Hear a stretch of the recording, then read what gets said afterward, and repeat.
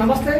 తెలంగాణ రాష్ట్ర వ్యాప్తంగా మున్సిపల్ ఎన్నికల హడావుడి నడుస్తూ ఉంది. మనం వరంగల్ జిల్లా వర్ధనపేట మున్సిపాలిటీ పరిధిలో 1వ డివిజన్ నుంచి బీఆర్ఎస్ పార్టీ నుంచి తుమ్మల యాకయ్య గారు పోటీ చేస్తున్నారు. అసలు 1వ డివిజన్లో అసలు ప్రజలు ఎటువంటి సమస్యలతో ఇబ్బంది పడుతూ ఉన్నారు, మరి తుమ్మల యాకయ్య గారు బీఆర్ఎస్ పార్టీ కార్పొరేటర్ గారిని కౌన్సిలర్ గెలిచిన తర్వాత ఎలాంటి అభివృద్ధి పనులు చేస్తారో తెలుసుకోవడానికి మనం తెలుసుకున్న ప్రయత్నం చేద్దాం. నమస్తే అండి.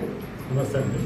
చెప్పండి, అసలు 1వ డివిజన్లో ప్రజలు ఇది ఎటువంటి సమస్యలు ఉన్నాయి? ఒకవేళ మీరు గెలిచిన తర్వాత 1వ డివిజన్ ఏ రకాల ఫోన్ చేస్తారు? 1వ డివిజన్లో బీఆర్ఎస్ ప్రభుత్వం రాకముందుకు చాలా ఎక్కువ గదులతో చాలా పాత ఊరు, పాత వాడలు, పాత సంపదతో ఉండేది. కానీ బీఆర్ఎస్ గవర్నమెంట్ వచ్చిన తర్వాత రమేష్ వచ్చిన తర్వాత రమేష్ ఎమ్మెల్యే గారు అయిన తర్వాత మనకు వచ్చిన నిధులతోటి ఆ రోడ్లన్నీ వెడల్పు చేసి సీసీ రోడ్లు వేసి డ్రైనేజ్ కాలువలు పెట్టుకుంటూ డ్రైనేజ్ కాలువలు తవ్వుకుంటూ పెద్ద పెద్ద గల్లీలు చేసింది, పెద్ద పెద్ద వాడలు తయారు చేసింది. కానీ ఆ వాడలని ఇవాళ పరిస్థితి ఏం చేయాలంటే మనకు ఆ వాడల వల్ల కూడా ప్రతి ఇంటికి నల్ల రావాలనే ఆలోచనతో ప్రతి ఇంటికి నల్లాలు ఇచ్చిన తర్వాత ఇప్పుడు ఏమైందనంటే ఈ 2 సంవత్సరాల కాలంలో ఆ రోడ్లన్నీ తవ్వి ఎంత ఆగం చేసిరనంటే అసలు నడవలేని పరిస్థితి. వాడలలో పోతే మొత్తం ఏదో పైప్ లైన్ అంటారు, ఇంకేందో అంటారు. మరి ఆ పైప్ లైన్ ఎందుకు తవ్వుతారో అర్థమవుతలేదు. ఆల్రెడీ పైప్ లైన్ ఉంది, ఉన్నా కూడా ఆ పైప్ లైన్ సరే తవ్వుతాను అని అంటే మరి ఇంటింటికి నీళ్ళు ఇస్తారా ఇయ్యారా తెలియదు. మళ్ళా తవ్విన దాన్ని మరి ఎట్లా పూస్తారు అనేది కూడా మేము చెప్పట్లేదు. విధ్వంసులు సృష్టిస్తుంది అసలు వాడల్లో. అట్లా ప్రతి వాడలో అదే పరిస్థితి. అట్లాగే మనం ఫస్ట్ వాడకానికి మొదలు పెడితే ఫస్ట్ మరి రామాలయం వస్తుంది. రామాలయం మొదలు పెడితే మనకి ఇక్కడ మాలవాడ దాకా వస్తాయి. ఆ రామాలయం దగ్గర రామాలయం ఉన్నది కానీ మనకు ఏం డెవలప్మెంట్ లేకుండా మొన్న అంటే మేము రామాలయం చూసుకుంటా ఏం చేస్తున్నది ఏంటంటే మొన్న నేను రీసెంట్గా ఒక బోర్ వేయించింది దాతలు చేసిన దాంట్లో మోటార్ పెట్టించింది రామాలయం. అట్లాగే ఆంజనేయ స్వామి టెంపుల్లో అప్పుడు కమిటీ చేసినారు. ఆంజనేయ స్వామి టెంపుల్ అంటారు గోడలు కట్టింది అంటే పాపం దాంట్లో సాఫ్ చేసే పరిస్థితి, దాంట్లో పట్టించుకునే పరిస్థితి లేదు. ఈరోజు మేము వచ్చినాం. ఈ ఎలక్షన్లు అయిపోయినాక అంటే ఎలక్షన్లు చేస్తే బాగుంటుంది. ఎలక్షన్లు అయిపోయినాక అది కూడా ఇంట్లో తయారు చేపిస్తాం.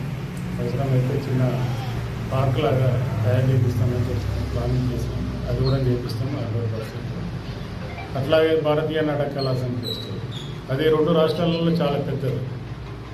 మేము భారతీయ నాటక కళా సమితిలో నేను మెంబర్ అయిన తర్వాత అట్లనే ఎంపీ నిధులు, ఎమ్మెల్యే నిధులు అట్లా వచ్చినప్పుడు అందరం కలిసి చేసినాం. భారతీయ నాటక కళా సమితిలో ఉన్న సభ్యులందరూ కలిసి ఇవాళ ఒక కోర్టు సమస్యతో ఎదుర్కొంటున్నాం. ఒక దుర్మార్గుడు మా కళా సమితి మీద అది వేసి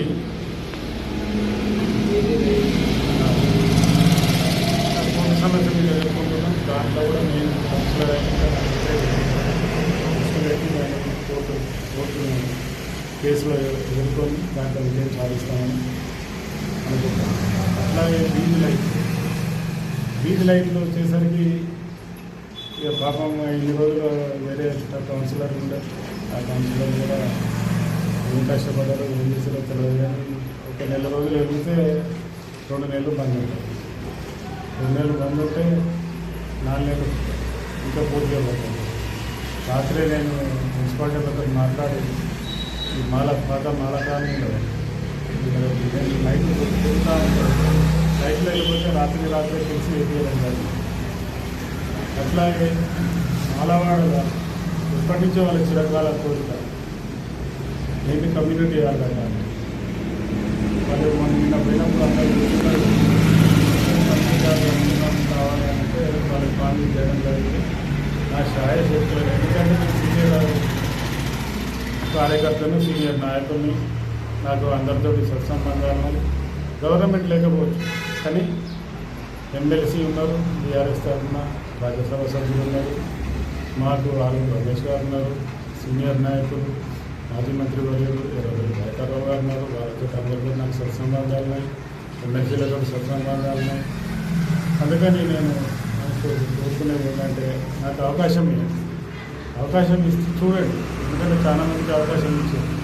నేను సీనియర్, నేను గెలిస్తే చైర్మన్ అయ్యే అవకాశాలు కూడా నాకు మెండుగా ఉన్నాయి.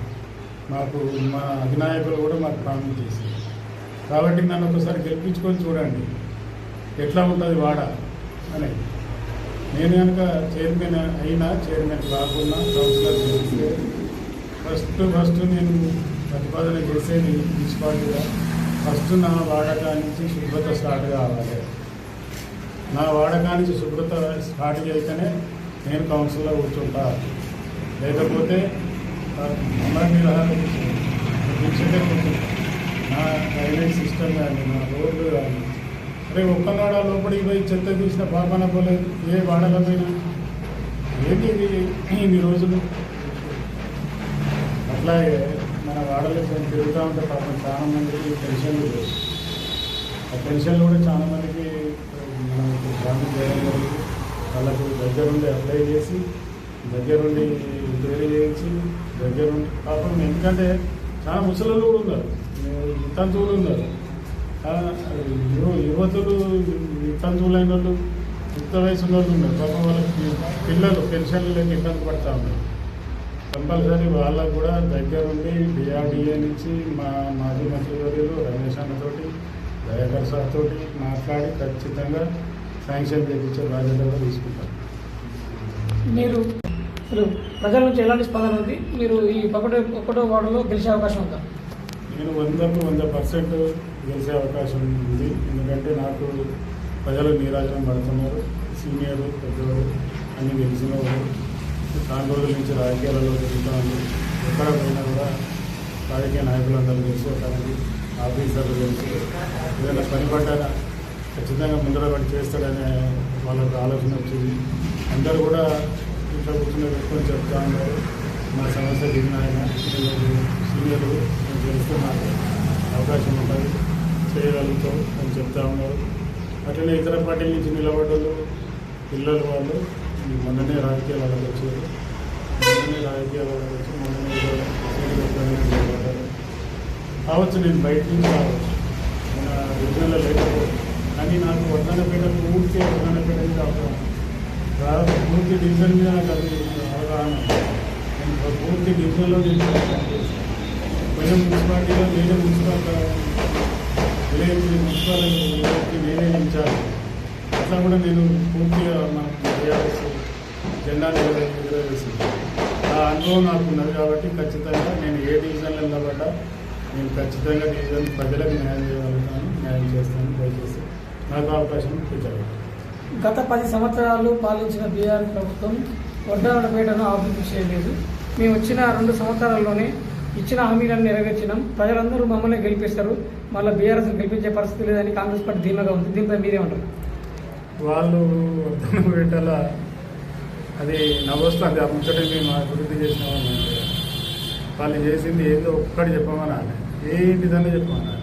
వర్ధనపేట 10 ఏళ్ళల్లో చిన్న గ్రామ పంచాయతీని అసలు మున్సిపాలిటీ చేసే దమ్ము ధైర్యం ఉన్న నాయకుడు లేడు. ఆరు రమేష్ గారు ఆ దమ్ము ధైర్యంతో మున్సిపాలిటీని చేసింది. ఆ మున్సిపాలిటీకి నిధులు తెచ్చింది. మనం అక్కడ ఆఖరి అక్కడి నుంచి మొదలు పెడితే ఎన్ఎస్ తండా వరకు మనం ఏది చెప్పాలో, ఏమేమి చేసినామో అన్ని ప్రతి ఒక్కటి చెప్పగలుగుతాం. ఇవాళ సెంటర్ డివైడర్ అక్కడ మొదలుకుంటే అంబేద్కర్ సెంటర్ మొత్తం ఒక సెంటర్ చేసి అసలు ఇక్కడి నుంచి ఖమ్మం వరకు లేని సెంటర్ను తయారు చేసి, వరంగల్ నుంచి ఖమ్మం వెళ్ళేదాకా కూడా అటువంటి సెంటర్ లేదు. మీరు చూడండి, గమనించారు. అటువంటి సెంటర్ లైటింగ్ పెట్టింది, రోడ్డుకి సెంటర్ డివైడర్ పెట్టింది. ఇటు వర్ధనపేట నుంచి ఇటు జఫర్గడ్డ రోడ్డుకి వర్ధనపేట ఎండ్ దాకా డివైడర్ పెట్టింది, సెంటర్ లైటింగ్ పెట్టింది. అట్లాగే వర్ధనపేట చెరువు రైతులు, ఇక్కడ రైతుల కొరకు వర్ధనపేట చెరువు తెగిపోతే 2 నెలల కట్టబోసి నీళ్లు నింపిన ఘనత ఆరు రమేష్ గారికి గత ప్రభుత్వం. ఇప్పుడు దాన్ని ఒక దుర్మార్గుడు మొత్తం ఆక్రమించి 250 మీటర్ల పొడవున్న మత్తడిని 50 మీటర్లకు కుదించి మేము ఎంక్వైరీ చేసి మా చెరువును కాపాడమని మేము పెట్టిన ఈ ప్రభుత్వంలో ఉన్న ఎమ్మెల్యే గారు అంతా అతని పొందగాల్సి వర్ధనపేట ఇన్ఛార్జింగ్ అని పెట్టి వర్ధనపేటను ఇంకా ఉంచాలని చూస్తూ ఉంది. దయచేసి వర్ధనపేట ప్రజలు గమనించారు. అట్లాగే వర్ధనపేటలో ఫస్ట్ పిహెచ్సి ఉంది, దాన్ని సిహెచ్సి చేసింది. అప్పుడు ఆ రోజు తెలుగుదేశం గవర్నమెంట్, ఆ రోజు ఉన్న నాయకులు పెద్దలు దయాకర్రావు గారు దాన్ని సిహెచ్సి చేసింది. సిహెచ్సి చేసినాక మనకు ఈ బోధన ఆసుపత్రి ఉంది, దాంట్లో డాక్టర్లు రాకపోయారు. దాన్ని మళ్ళా ఏరియా ఆసుపత్రి చేయడానికి నానా కష్టాలు పడాల్సి వచ్చింది. వర్ధనపేట ఆ రోజున యువత, రాజకీయాల్లో ఉన్న యువత తిరిగి దాన్ని ఏరియా హాస్పిటల్ చేసింది. కానీ ఇప్పుడున్న ఆ తర్వాత ఏరియా హాస్పిటల్ 30 పడకల ఆసుపత్రి అయింది. ఆ 30 పడకల ఆసుపత్రి బ్రహ్మాండంగా పనిచేస్తుంది, పేదలకు నిరుపేదలకు ఎంతో ఉపయోగపడుతుంది. తర్వాత బీఆర్ఎస్ గవర్నమెంట్ వచ్చింది, 6 రమేష్ గారు ఎమ్మెల్యే అయినారు. ఆ 30 పడకల హాస్పిటల్ను అప్గ్రేడ్ చేస్తూ 100 పడకల ఆసుపత్రి మంజూరు చేయించండి 26 కోట్లతో. 26 కోట్లతో మంజూరు చేయించి అక్కడ శంకుస్థాపన స్టోన్ వేసిన తర్వాత సరే పనులు చేస్తామనే వరకే మా దురదృష్టవశాత్తు మా ఎమ్మెల్యే గారు బీఆర్ఎస్ గవర్నమెంట్ పోవడం జరిగింది. అయిపోయిన తర్వాత కాంగ్రెస్ గవర్నమెంట్లో నాగరాజు గారు ఎమ్మెల్యే అయిన తర్వాత ఏమైంది ఇంకా కడతలేడు అని చూస్తాను. సడన్గా ఎలక్షన్లు వచ్చినాయి, సర్పంచ్ ఎలక్షన్లు వచ్చినాయి. ఇది మున్సిపాలిటీ, నాకు మున్సిపాలిటీ ప్రజలతో ఏం పని ఉన్నది అనుకొని మొత్తం హాస్పిటల్ని తీసుకుపోయి ఉప్పరపల్లి క్రాస్ రోడ్ కాడ, ఉప్పరపల్లి రోడ్ కానించి 2 కిలోమీటర్ల లోపల ఒక అడవిలా కడతా అని ఆడ ఒడిగా కలెక్టర్ గారిని తీసుకొచ్చి ఆడ ప్రారంభోత్సవం వేసి అదే ప్రజలందరూ ఇక్కడ ఆల్రెడీ 100 పడకల ఆసుపత్రికి అప్గ్రేడ్ అయ్యి తీసుకుపోయి అక్కడ కడతానంటాడు. ఇదేంటి అని మేము వర్ధనపేట ప్రజలందరం సమావేశమై, యువత సమావేశమై ఏంటిది అనే ఆలోచన పెట్టుకొని ఏంది ఎమ్మెల్యే గారు ఇదేది పరిస్థితి లేదు వర్ధనపేటని డెవలప్ చేస్తానని నేను ఏరియా ఆసుపత్రి ఎక్కడైనా కట్టవచ్చు. మీ ఏరియా ఆసుపత్రిని పిహెచ్సి చేస్తా, 100 పడకల ఆసుపత్రి తీసుకుపోయి అక్కడ కడతా, మీరు ఏం చేసుకుంటారో చేసుకోకపోండి అని అనేవారు. మొత్తం యువత అంతా స్పందించారు, ధర్నాలు చేసిండ్రు, విహార దీక్షలు చేసినాక ఆ ఎలక్షన్లు అయిపోగానే మున్సిపాలిటీ ఎలక్షన్లు వచ్చింది. మున్సిపాలిటీ ఎలక్షన్లు వచ్చే వరకు మళ్ళా జిమ్మికి స్టార్ట్ చేసి ఇక్కడ ఏందో వచ్చి జాబ్ చేసింది కొబ్బరికాయ. అది ఎంతవరకు సరే ఇక్కడ వస్తే ప్రజలు తిరగనియరని ఆలోచన చేసిందా, ఏం చేసుకున్నాడో వచ్చింది కొబ్బరికాయ. ఆ కొబ్బరికాయ కూడా నేను అయ్యగారు పువ్వులలో పోయి కొట్టింది. దాంట్లో జీవ లేదు, ఆలోచన లేదు, పద్ధతి లేదు, వాళ్ళ అయ్యగారు అడిగింది లేదు, గవర్నమెంట్ని అడిగింది లేదు. నేను ఇక్కడ కడతా, నేను సాధిస్తా, అదే ఇదంతా. టీఆర్ఎస్ కావాలనే ఈ 100 పడకల ఆసుపత్రిని రాజకీయ లబ్ధి కోసం ఈ రాజధాని చేసిండు, యువతను రెచ్చగొట్టిరని ఒక కాంగ్రెస్ పార్టీ నాయకులు కానీ ఆరోపిస్తున్నారు. దీనిపై ఖచ్చితంగా మాకు ఒక ఏదో బీఆర్ఎస్ పార్టీకి ఉపయోగపడుతుంది కాదు, వర్ధనపేట ప్రజల తరఫున ఆసుపత్రి, వర్ధనపేట ప్రజల కొరకు కొట్లాను, వర్ధనపేట ప్రజల కొరకు, వర్ధనపేట ప్రజలకు న్యాయం జరగాలని కొట్లాను. రాబోయే మున్సిపాలిటీ ఎలక్షన్ వస్తానే దీన్ని అస్త్రంగా చేసుకుని కాంగ్రెస్ పార్టీని దెబ్బతీయాలనే ఉపాయంతో బీఆర్ఎస్ నాయకులు కావాలని యువతను రెచ్చగొట్టిండు. అది దానిలో భాగమే అని కాంగ్రెస్ నాయకులు ఆరోపిస్తున్నారు. అది కాంగ్రెస్ నాయకుల ఒకవేళ వాళ్ళు ప్రారంభోత్సవం చేయకపోతే మేము వాళ్ళను తప్పుదోవ పట్టించినట్టు అయిపోయింది. మా అందరూ చూస్తుంటేనే పేపర్లు ఉండే, సాక్ష్యాలు ఉండే, మీడియా ఉండే, నాయకులు ఉండే, ఆడ కొబ్బరికాయ కొట్టలే కొడితే మేమని చేసింది, నువ్వు చేసింది చేయలేదు, దాన్ని మేమైనా పుట్టించి చెప్తానమని అంటే మేము ఏదో లబ్ధి కొరకు చేస్తానమనుకోవచ్చు. నువ్వు చేసిందంతా నిజం కదా, తర్వాత చేసింది నువ్వు కొబ్బరికాయ కొట్టింది 100 పడకల ఆసుపత్రిని తీసుకుపోతా అన్నది మాతో అన్నది నిజం కాదా, వర్ధనపేట ప్రజలందరూ వచ్చి నీతో మాట్లాడింది నిజం కాదా, ఇవన్నీ మాట్లాడింది వాస్తవం కాదా. అక్కడ మేము లబ్ధి పొందడం అని కాదు, మా వర్ధనపేట కొరకు మా బీఆర్ఎస్ తరఫున, మా బీఆర్ఎస్ పార్టీ తరఫున మేము ఏదైనా చేయగలుగుతాం, ఏదైనా మాట్లాడగలుగుతాం, సాధించుకోగలుగుతాం. వర్ధనపేట మున్సిపాలిటీ చైర్మన్ జనరల్ అయింది. ఒకవేళ బీఆర్ఎస్ మెజార్టీ స్థానంలో గెలిస్తే మీరు చైర్మన్ రేస్లో ఉంటారా? ఏ రకంగా ఉండబోతారు? ఖచ్చితంగా అది అధిష్టానం చూస్తుంది. అధిష్టానం ఎట్లా చెప్తుంది అనేది తర్వాత విషయం. కాకపోతే మా బీఆర్ఎస్లో నిలబడ్డ 12 మంది కౌన్సిలర్లు చైర్మన్ అభ్యర్థులే. 12 మంది 12కు చైర్మన్ అభ్యర్థులే. అధిష్టానం ఎవరి నిర్ణయించినా ఎవరికి చేసినా ఖచ్చితంగా అధిష్టానానికి, అధిష్టానం మాటకి, అధిష్టానం ఆలోచనకి ఖచ్చితంగా కట్టుబడి ఉంటారు. 12 మందిని మేము 12 మందిని ఖచ్చితంగా చైర్మన్ అభ్యర్థులని. వర్ధనపేట మున్సిపాలిటీలో 12 స్థానాల్లో ఎన్ని గెలవబోతుంది? ఎన్ని గెలిచే అవకాశం అనిపిస్తుంది? 100% టీఆర్ఎస్ అవుతుంది. 9 క్లియర్గా ఉన్నాయి. ఇంకొక 3 కష్టపడి బయటపడతాం. 12 చేసే ఆలోచనలో ఉన్నాం. ఖచ్చితంగా గెలుస్తాం. టీఆర్ఎస్ జెండా మున్సిపాలిటీ పీఠం మీద ఎగరవేస్తాం.